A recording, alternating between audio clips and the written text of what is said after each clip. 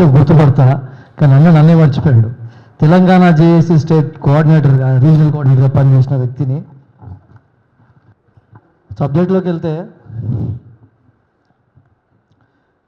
ఈరోజు మన conclusion media commission ఏర్పాటు చేయాలని, కానీ నేను చెప్పదలుచుకున్న విషయాలు ఆల్మోస్ట్ చాలామంది ఇక్కడ చెప్పినారు. అన్న కూలంకుషంగా చెప్పిండు.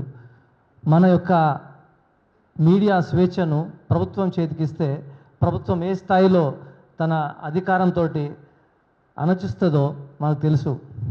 ఒక కుక్కను చంపాలంటే కుక్క పిచ్చిదిగా ముద్ర వేయాలి ముందు. ఈరోజు ఈ ట్రోలింగే కానీ దీన్ని ఎవరు కూడా సమ్మతించం.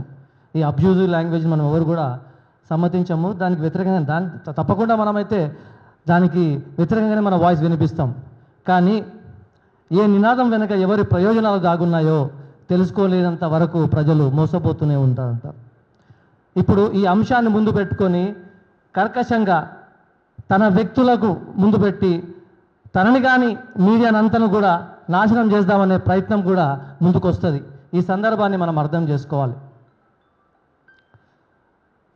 దీనికి ఒక కౌన్సిల్ ఏర్పాటు చేయాలి, దీనికి ఒక తీర్పును తీసుకురావాలి. సంతోషం, దాన్ని అందరం కూడా స్వాగతిద్దాం. కానీ ఈ కౌన్సిల్ని తీసుకుపోయి ప్రభుత్వం చేతిలో పెట్టద్దు. ఒక జ్యుడిషియరీ లాగానో లేకుంటే కాగ్ సంస్థ లాగానో ప్రభుత్వేతర సంస్థ లాగానే దీన్ని నిర్దేశించి దానికి ఒక కోడ్ ఆఫ్ కండక్ట్స్ పెట్టి దాంట్లో ముఖ్యులైనటువంటి జస్టిస్లు ముఖ్యులు ఎవరైనా పెద్దవాళ్ళని ముందు పెడితే బాగుంటుందని నా అభిప్రాయం.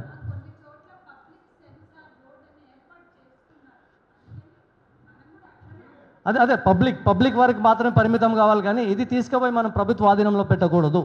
ఇప్పుడు మిత్రుడు అన్నట్టు ఎలుకలను తరిమేయడానికి ఇల్లుని తగలబెట్టుకున్నట్టయితే పరిస్థితి.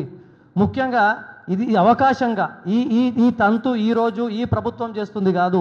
ఇంతకుముందు కూడా జరిగింది, అంతకుముందు కూడా జరిగింది. కేసీఆర్ ప్రభుత్వంలో కూడా ఇటువంటి మీడియా సంస్థలను అణచడానికి ఆయన ఇటువంటి అవకాశవాదాన్ని ఉపయోగించుకున్నాడు.